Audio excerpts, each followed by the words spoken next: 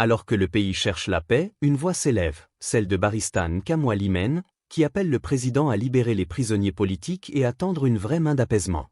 Écoutez bien ces mots, ils résonnent comme un avertissement et un espoir pour le Cameroun. Et à ce sujet, justement, il y a, puisque vous parlez de tendre la main, oui. On suppose que c'est dans le sillage d'un apaisement. Bien sûr, du tout à fait. climat social. C'est pas une faiblesse tendre la main, au contraire. Et on sait, Barista Nkamwa, qu'il y a aujourd'hui, on est dans le sillage de l'apaisement, hein, on vient de la recherche de l'apaisement. Il y a aujourd'hui un certain nombre de personnalités, des hommes politiques, des enseignants, des acteurs de la société civile qui ont été interpellés et qui sont aujourd'hui retenus. J'évoquais quelques noms tout à l'heure: Anissé Kane, Djekam Tchamini, le professeur Jean-Calvin Abayono, Parfait Voum, Emmanuel Tonga, Jackson Toussé, Florence Ticho, entre autres, hein, qui ont été interpellés. Ça, c'est pour les noms qui sont connus. Est-ce que aujourd'hui, en prenant en compte ce message du président de la République qui dit tendre la main, si on reste dans le sillage de la recherche de l'apaisement, est-ce que tout cela ne devrait pas priver la liberté? Est-ce que le président ne devrait pas permettre effectivement que tout cela soit libre et que cela concourt à l'apaisement du climat sociopolitique dont on parle depuis quelque temps? Okay. Duval, vous savez, je crois que Dieu a donné une chance encore à notre chef de l'État pour pouvoir laver son visage, comme on dit au quartier, de pouvoir faire la paix avec le Cameroun. Vous comprenez? Et lorsqu'il dit on tend la main, ça veut dire qu'il y a une action. N'est-ce pas? Si quelqu'un veut tendre la main, ça veut dire qu'il envoie sa main. Donc, c'est vraiment juste de penser que si vraiment le chef de l'État veut montrer qu'il a vraiment tendu ses mains, il faut commencer à libérer des prisonniers politiques. Il faut commencer d'abord, en tant qu'avocat, j'ai posé des questions pour savoir pourquoi Anissé Ekane, pourquoi le professeur Abayono, pourquoi Ngemeni, Djekam Tchamini ont été arrêtés. Vous comprenez? Je n'ai pas vu vraiment une base juridique pour laquelle on devrait les arrêter à ce moment-là. Sauf, on donne l'impression qu'on connaissait, on savait le résultat, n'est-ce pas, qui devait sortir de l'ECAM, et donc c'est au titre préventif qu'on les a arrêtés. Donc voilà la seule justificative que je peux donner. Et donc, vous êtes en bonne ligne de pensée que ça va faire vraiment un grand plaisir si le président, toutes ces personnes qui ont été arrêtées avant la proclamation de ces résultats, soient libérées. Le 2, il y a aussi le Nord-Ouest, Nozo, qui constitue un problème que nous avons pris tous les jours, que le chef de l'État peut regarder à certaines personnes qui sont dans de prison. Si le chef de l'État veut réussir dans ce mandat, j'apprécie d'abord ce que mon co-panéliste a dit. Vraiment, vous êtes un papa, un monsieur honnête dans votre déclaration. J'ai dit, Dieu a donné au chef de l'État une autre opportunité pour refaire ce qui est bien. Et croyez-moi qu'il y a des ministres que si le chef de l'État veut qu'on pense, qu'on croit à lui, il y a des ministres qui doivent sauter le plus tôt possible. Parce que les Camerounais sont fatigués d'être appelés des condiments.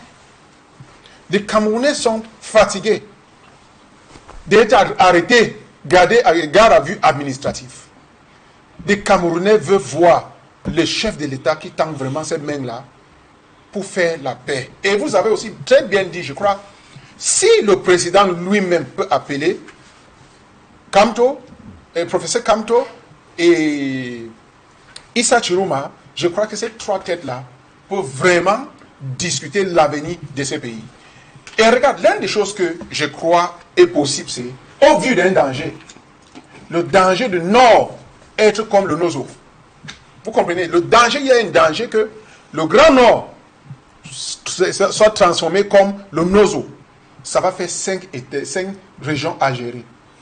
Avec la possibilité que Bétois, n'est-ce pas, qui est proche, fait partie aussi.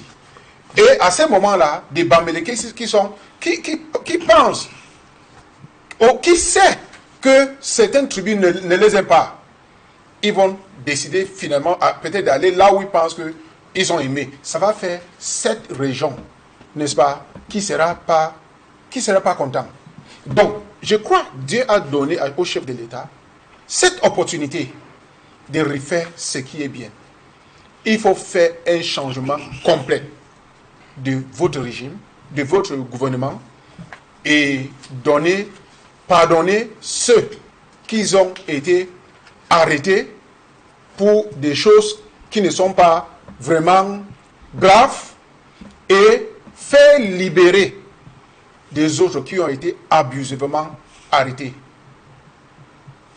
Il y a non, il n'y aura pas de division, hein, Maître Kangwa, parce que le président de la République, dans le discours d'investiture, je vais prendre un extrait, il dit « Le Cameroun n'a pas besoin d'une crise post-électorale dont les conséquences pourraient être dramatiques, comme cela s'est vu sous d'autres cieux. » Ça veut dire qu'il a la pleine mesure de la difficulté de la question, et il va plus loin en disant « Mes chers compatriotes, il est de ma responsabilité de veiller à ce que l'ordre soit maintenu. Je puis vous l'assurer, l'ordre régnera et on continuera d'avancer. » Voilà pourquoi j'ai dit que parfois je ne suis pas là pour écouter des discours des chefs. C'est la même chose qu'on a parlé. Mais il prend un engagement. Et selon la Constitution, justement, il doit veiller au respect de cette Constitution. Veiller à l'indivisibilité, veiller à l'unité nationale. Pourquoi vous prenez juste cette partie de Constitution? Il y a des autres parties, articles dans la Constitution qu'il faut appliquer pour avoir la paix. Il faut appliquer cela. Et lorsque vous dites, c'est les mêmes choses qu'on a dit quand le problème de Nord-Ouest et Sud-Ouest ont commencé. L'ordre va régner, l'ordre régnera, on va faire. Combien de personnes ont été tuées?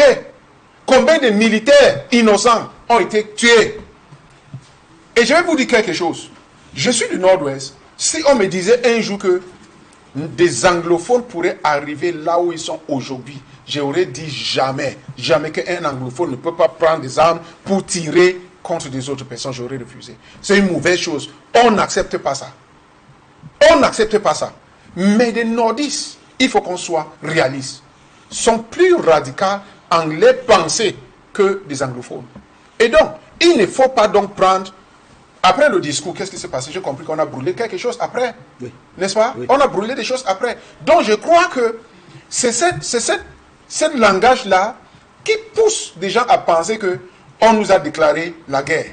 Et lorsque vous déclarez la guerre contre votre peuple, c'est un problème. Je condamne toutes sortes de violences. Je condamne toutes sortes de violences. Mais aussi, je condamne toutes sortes de provocations qui peuvent pousser des peuples à rébeller. Ce n'est pas aussi bien. Donc, si le chef de l'État peut prendre le conseil que je donne en tant que son fils, en tant qu'un avocat, je lui dirais, attention au Nord. Le Nord peut être plus grave que le Nozo. Ça, c'est la vérité que je vous dis. On n'a pas besoin d'ajouter le Boko Haram, le problème de Boko Haram, avec des crises internes. Donc, Monsieur le Président, vous avez cette opportunité. Parler avec Issa Chiruma, faire que la population, au moins, voit que vous êtes en train de faire quelque chose. Ce n'est pas le nombre des années que quelqu'un passe au pouvoir, c'est ce qu'il a fait pendant ces années. Et si vous avez échoué, comme ça se voit pendant 43 ans, je crois que les autres années que on vous a donné, j'utilise ça bien pour que après vous, on peut célébrer qu'il y avait un président qui a finalement compris la population et a fait des choses merveilleuses à son peuple. Et vous, pensez-vous que le chef de l'État saisira cette occasion historique pour réconcilier le pays?